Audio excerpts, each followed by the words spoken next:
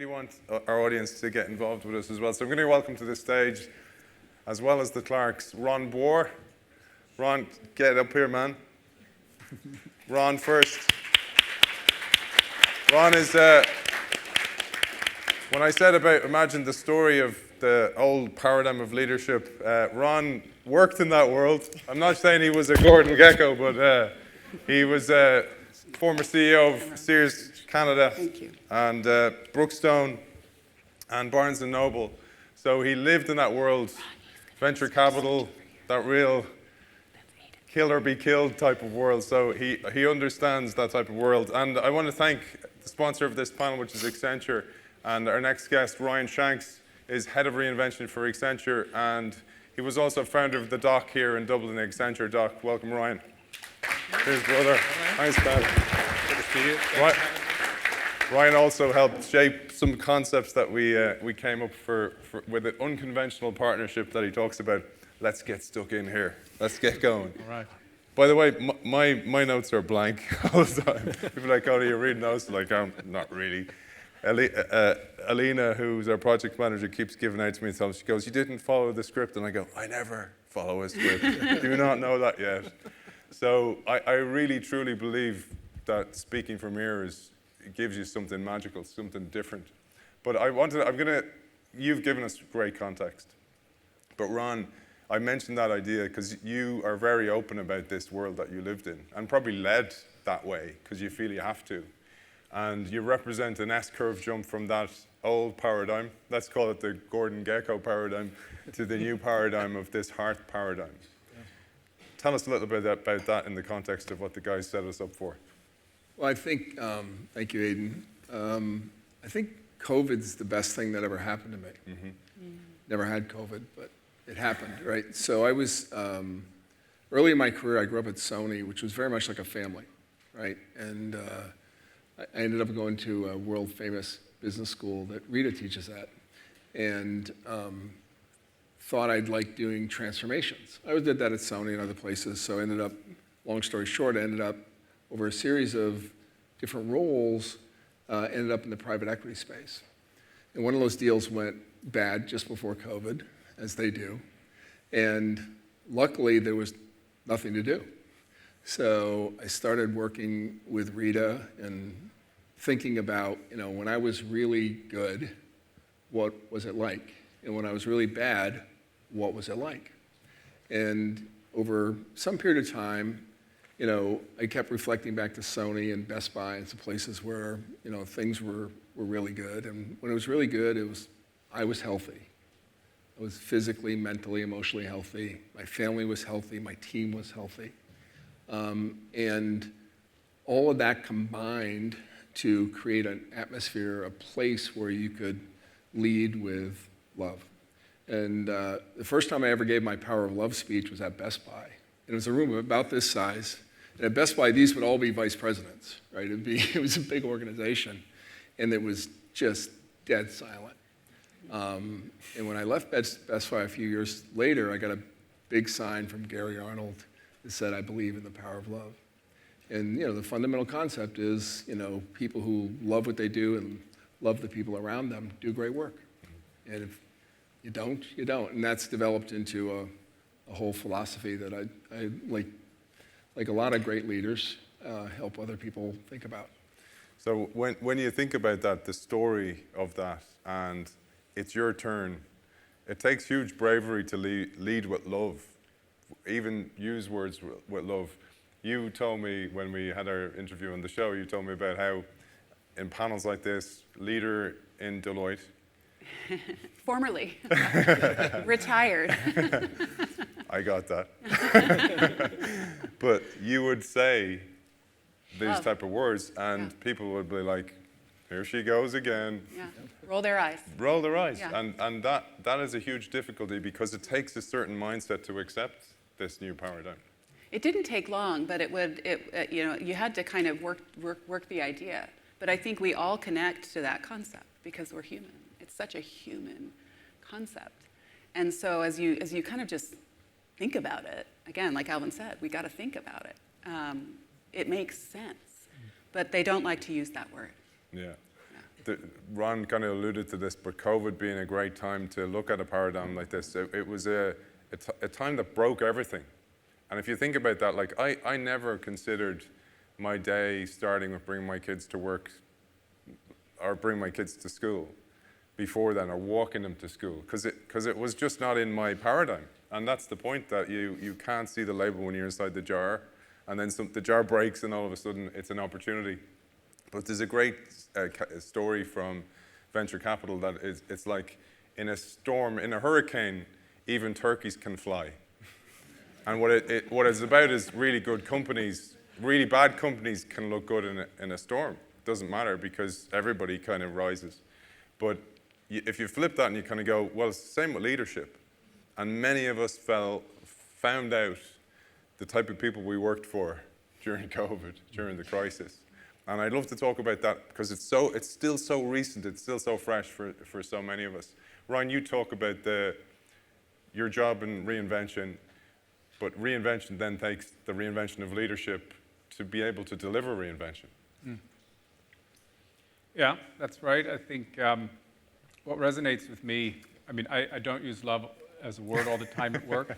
I actually have Robert Palmer's song in my head right now, because you said power of love. Get it on, Mick. Yeah, exactly. Pump it up. That's an anthem for this panel. I can put other things in your head too. Okay, good. Great. Well, considering it's reinvention and listening to this discussion on leadership, we did a recent review of over 2,000 projects from the front line of trying to do reinvention in the age of AI, both for Accenture itself, because we're going through our own reinvention, as well as for our clients. Some of the findings really resonate with what's happened over the past 2 days, which is good, so I'm roughly on track.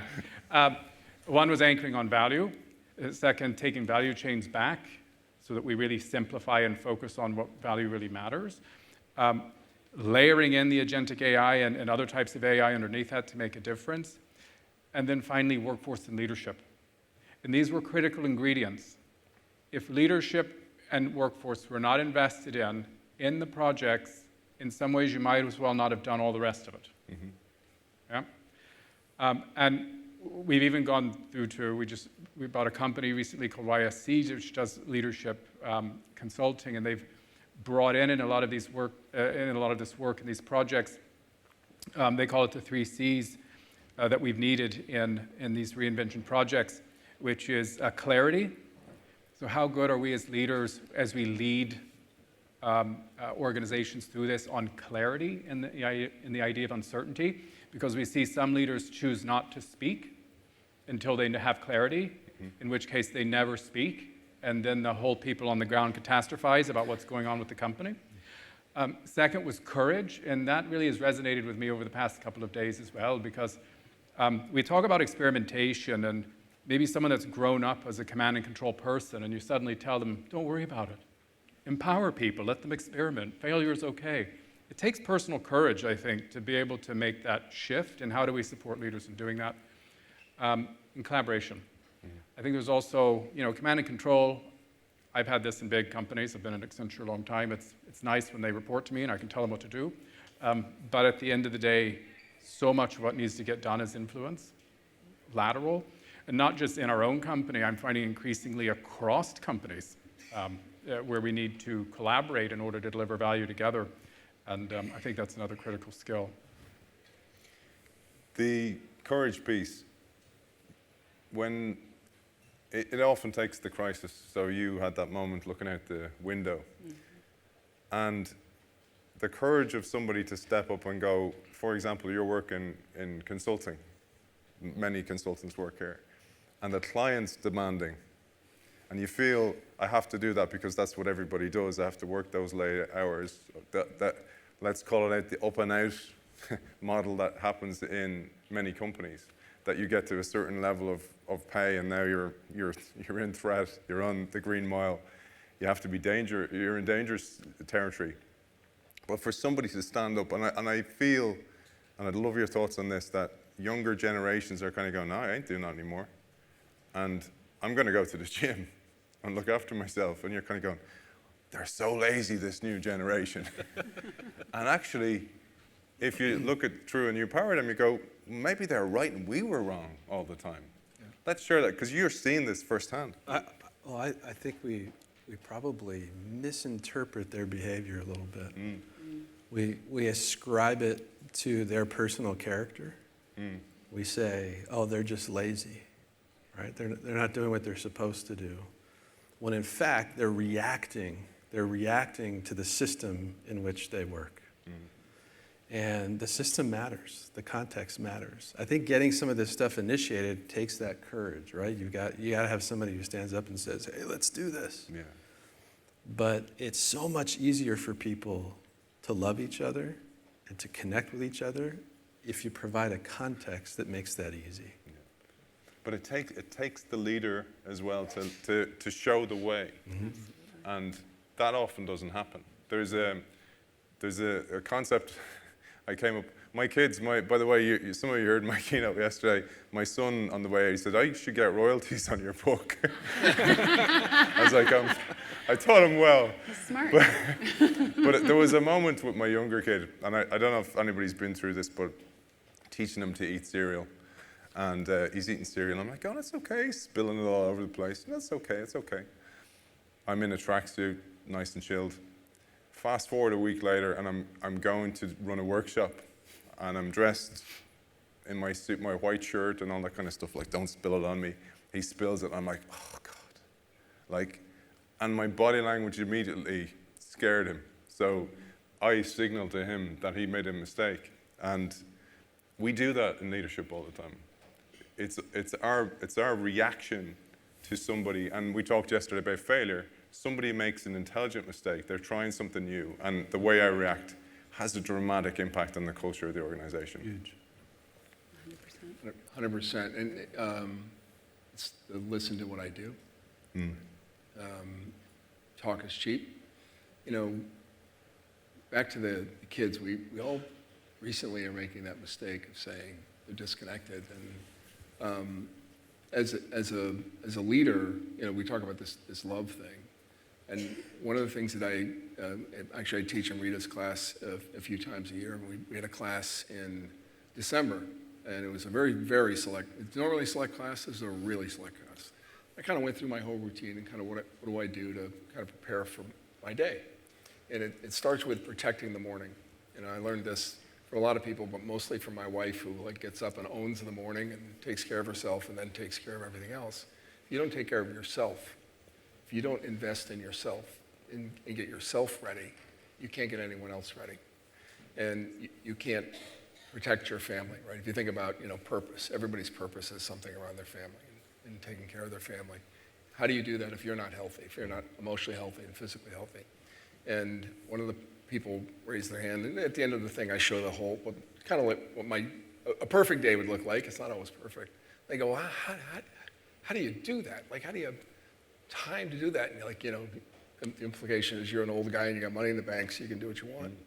And I said, listen to him, you're some of the richest people in the world. And he's kind of looking at me, I go, you're not a 1%er. You're a 1/100th of 1%er. You're 1/1000th of 1%er. There's 8 billion people in the world, and there's 35 of you here. If you can't control your life, if you can't take agency, then how are you going to be successful? You can't even own an hour in the morning. How can you be successful?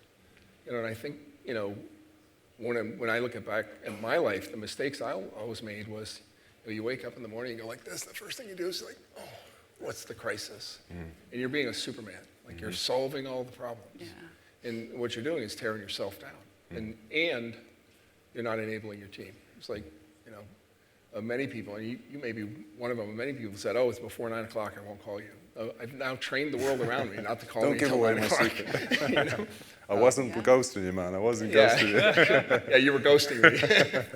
But, agency and owning what you do.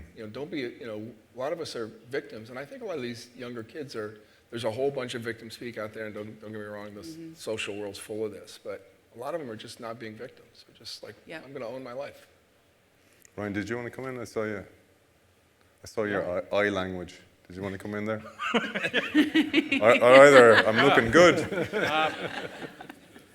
Well, there is a thought that sparked here, I think, between this topic of agency and young people, and it's a word that I have heard a bit this past couple of days, but I want to throw it out now, and it's trust.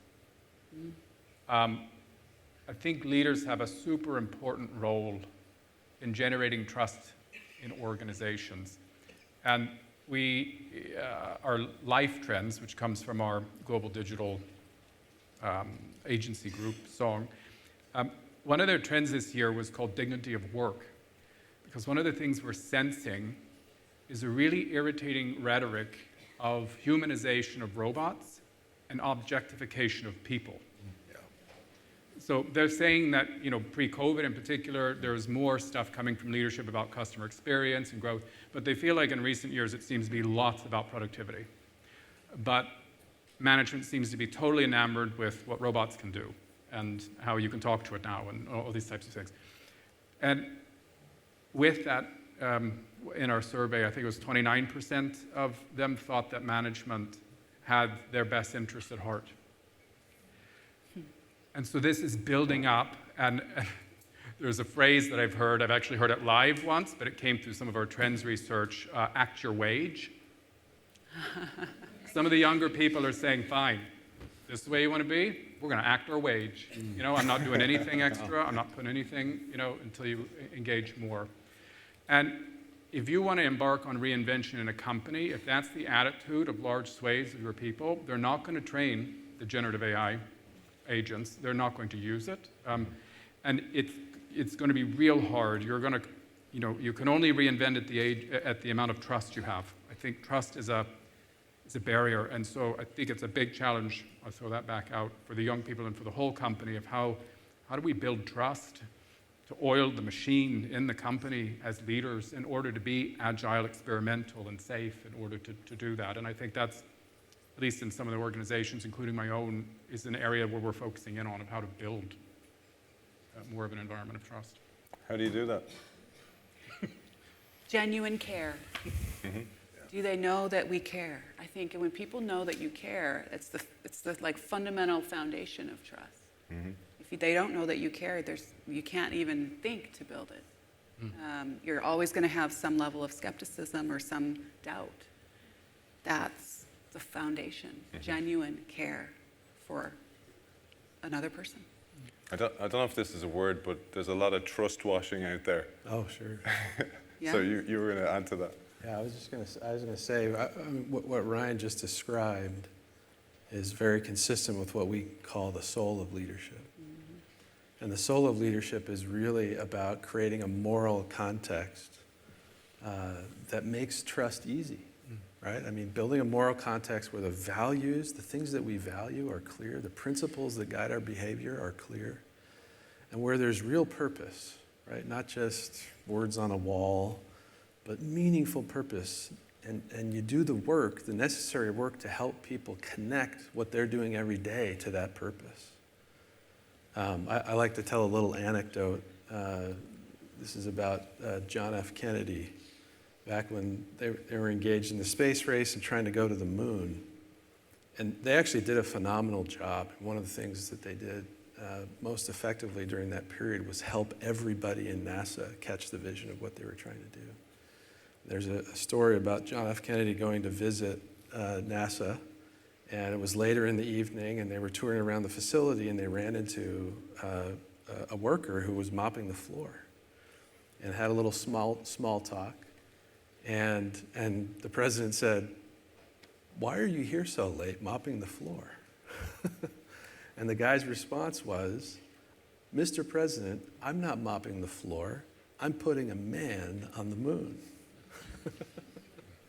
So you got to help people catch that vision of what they're doing, right? Not view what they're doing every day as just mundane tasks, but actually see the purpose behind their work. And that's what a moral context is about.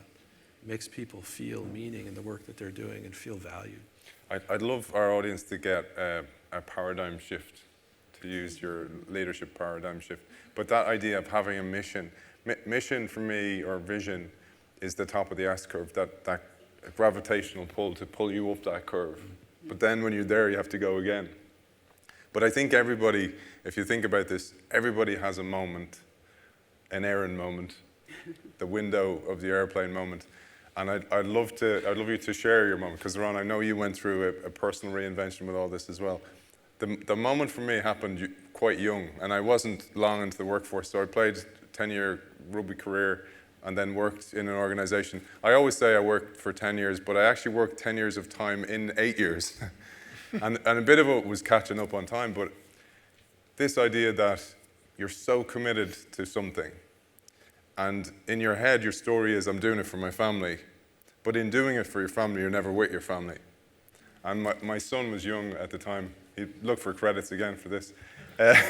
This was the same guy, the older guy. And one day I was home with him, and he's like, he rarely saw me in the evenings because I was coaching at nighttime. Because when you S-curve from sport to the real world, you have to go through a massive step backwards, because you go from being on really high money to being on really low intern money. And by the way, people have asked me, that guy did not flush my head down the toilet. That was a joke. I was only joking about that. He's a friend of mine, and he was great to work with. But so I was so committed to this, but I also had this thing to prove to the world that I could do it. And in that, you get lost sometimes. And one day, I'm late, very late as usual, and have 5 minutes to play with his teddies with him. And I'm on my phone checking emails, and he's there, like oblivious to him. And this tiny little hand comes and grabs my phone and says, Daddy, being on your phone is not playing with me. And it was like so angry with myself. And I said, I'm out of here. And I made a plan about that. Everybody has that moment. But do you choose to listen or not is the answer. You listened. You've gone through. Let's share that moment, because I'd like to inspire our audience. If you have one, you might not have one, but Ron, you went through a personal, physical transformation. Yeah. So I had a lot of those moments. So, one of the things I say to those same classes that I'm on with Rita is there's typically 35 or 40 people in the class, and I go through this whole presentation, which we're doing tomorrow with a group, and I say, when I'm feeling bold, sometimes I say, I can save your life. I will change your life. There's 35 people here. 6 will try it. 1 of you will do it. And those numbers come from me. I tried and failed maybe for 10 years, right? So you put on weight, you lose weight. You feel, you have these crazy cycles. And, you just get to a point where it's like, if I don't change today, I'm going to be dead, or what's going to happen, right? And it's a matter of you've got to get to a point where you care more about yourself than everything else around you, and say, if I don't fix this, I'm gonna be miserable forever. You get out of bed in the morning and you don't feel good. You hit the. I think I've said this to you in the past. I have a 3 snooze rule. I tell people. If you hit the snooze button 3 times, you're in the wrong job. You just need to do something. Why are you getting out of bed? You get out of bed for your purpose and for your vision. And, in there is your family and achievement and recognition and all the ego things. All that stuff is in there. But ultimately, it's about what you leave behind, which is what your purpose is. Your purpose is what they say at the funeral, right? And the vision is what they say in the newspaper, right? And we all want to balance those things. But, you do get to a point where I got to a point where I had failed enough at it that failure was no longer an option. It's like, you've got to change your life. And it becomes, okay, I need a plan. And frankly, there's been a little bit of conversation about this today, but I think reinvention, one of the things that has to happen is, it's about micro habits. And the microscopic things, the tiny things that you do, that build over time, right? It's stretching or getting out of bed, or there's simple little things that you do, because the big things don't work. Getting up one day and saying, I'm going to lose 100 pounds, that probably doesn't work. I can tell you it doesn't work because it didn't work for 10 years, right? But then over 2 years, it did work, right? And that was all just micro habits and committing yourself to changing just little things. And that's the hardest part, because, you were a world-class athlete and then you hurt your knee. How long did it take? I'll give you world-class. How long did it take from the sore knee I'll take it. back to being almost as good as you once were. It wasn't like that. It was a lot of repetition, small habits, a little bit more, a little bit more, a little bit more. Yeah. And as a business leader, what we're looking for is, hey, cut 10% from your budget. All right, fix the budget problem. That's the world you live in. Of course, that never works because they come back with 6 and then they achieve 2, and then you pay for it the next year because you didn't do what you should. Yeah. That's the other side of that coin. I'm going to ask to get mics in, and we'll put mic stands up and do the cue thing. I think that's probably the fairest way to do it, so if you guys will do that. But I was thinking about Dan Tolman did the workshop upstairs on innovation and accounting. I was kind of like, love accounting, return on love. Try and bring that into your CFO and see how you get on. But one of the big problems is living beyond our means. So I think this idea of an outwardly projection of me doing well is, if you can reinvent that and let go of that and go, actually, what I want to do is actually be able to provide for my family and not care about that persona. Persona is a Greek word, it just means mask. The persona that you've created in work. Because we get stuck in the golden handcuffs then. It's like, oh, I buy a house that's slightly above my means, and you get stuck in the matrix then. And if you can break that pattern, that paradigm, then you start to get towards freedom. And it's really one of the things I really want to encourage with this Reinvention Summit as well. So please ad-lib on that one, and we'll get some questions. Anybody up for that one? Anybody have any of those kind of advice? I have a question on, like, can you guys measure the return on, you just bought a company that's going to be teaching people how to be a better leader. What's the math? Like, how do you guys think about, Accenture doesn't do anything without math, right? So what's the math? Like, how does that work? I think that the outcomes, well, we do have a concept we call 360-degree value. Part of it's financial, which is what all of us are painfully aware of, how you measure that. There's other things around experience. One thing Julie Sweet, our CEO, says is she would like, when she goes to meet her clients, that she uses the word love, that there is a love. That when they see Accenture walk through the door, they don't get stressed or be like, oh God, or think how much you cost, or like all this, but that there is an emotional connection.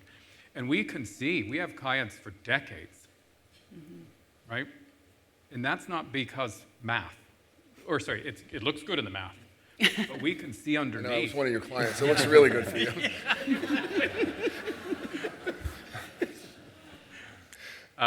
But we don't have some sort of social science, Cambridge Analytica way of measuring emotional affiliation with each of us. But we can definitely see that when we focus on forcing our accounts, forcing our people to articulate the value they're delivering, also through experience lens, also through things like diversity and inclusion, through areas of what sort of talent have you actually created as a result of this, it forces the mind to think about all those, and it keeps us focused. And we do have a more robust, more steady, better business. Yeah. I was just thinking about Alex Osterwalder encouraging people to be a unicorn of one, and somebody builds a Cambridge Analytica for return on love. Giving that idea away for free. I see some questions there. So let's do this. If we keep our question concise and our answers concise, we'll get through more people, because I'm always sad to see people not get their question answered. So go ahead, sir. Thank you. My name is Andrei. I have a learning and development business in Germany, and thank you so much for question about caring. Yes, to care is typical for women phenotype, on the one hand. And now, on the other hand, we have very strong trend of women leadership. Does that mean that Cherchez les femmes is a secret of success now? Can you rephrase? The last piece, we missed the last piece, man. So, looking for women, Cherchez les femmes, does that mean that this is secret of success in leadership now? You get it? Yes. Women leadership. The human connection and the care is the secret to success in leadership now. Is that the question? Women. Women. Scientists, That's why I scientists turned to now connect oxytocin. I totally missed that part. I missed that part. Okay, I will repeat. I will Come on, Aaron, repeat. you're So, being Well, I guess I'll answer the question. yeah, to care is women's role, and it is connected now by scientists. see. Yeah. Yeah, with oxytocin. On the other hand, in all industries, women leadership is very, very strong trend. I got Yeah. you. I got Yeah, you. so is it connected from your point of view? Is it chez les So femmes? Is, I'm going to try yeah. and rephrase it. So female energy, let's call it that. Yeah. There is a different energy and a different leadership style. And for a long time, we all know this, there's been a patriarchal energy, and that's what got people to the future. Friederike Fabricius, who's going to come online in a second and join us, she talks about actually when she did studies on women's brains who were in leadership roles, they had male traits. And she said the question is, though, did they have to change to get into those roles? And that they absolutely shouldn't. Yeah. So that's a different way of a good provocation. Thank you so much. Yeah, I mean, I would say that there's whatever these sort of natural, I think that we ascribe, or whatever data is out there, I think one of the things that I've learned is that a lot of that is social, right? It's not that a male child and a female child, the female child doesn't come naturally with all of those things above and beyond the male. A lot of it is socially constructed in our experience as we grow. But it is true that women too tend to have, there are some characteristics of women that are more aligned to care, because socially those are the constructs that we've created for society, that women have a little bit more of a tend to have been conditioned more in that sense. I think we do a huge disservice in assuming that men don't have that capacity or are weaker in that capacity, or don't. I think that I don't like that delineation at all. But I think that's the point of this panel, is that you can have, but you have to be courageous enough to do that. Yeah. Great question, great provocation. There's somebody behind you there. Step into the light there, sir. Thank you so much. I'm Marty from Germany. It's been very inspiring. Thank you so much for doing this. So I'm a refugee from an organization that didn't have life or sometimes even love. So I started my own company around values, and I'm in the ESG sustainability sphere. So my question is, especially to the participants in the US, do you still see ESG as a driving force when it comes to measuring human capital, or is it dead? Do we see, so I actually didn't catch it. Sorry. we're going to ignore the current political climate in the U.S. So I think the question, let me rephrase, was you kind of have an organization, an ESG, and our ESG's priorities, do we measure them as a kind of key factor in attracting human capital and all of that? Is that a fair restatement? Yeah. So my own view is that the part of what we talk about in our book around the soul of leadership especially is just doing good because it's the right thing. And that the work of leadership and the soul of leadership is fundamentally about doing good and making things better.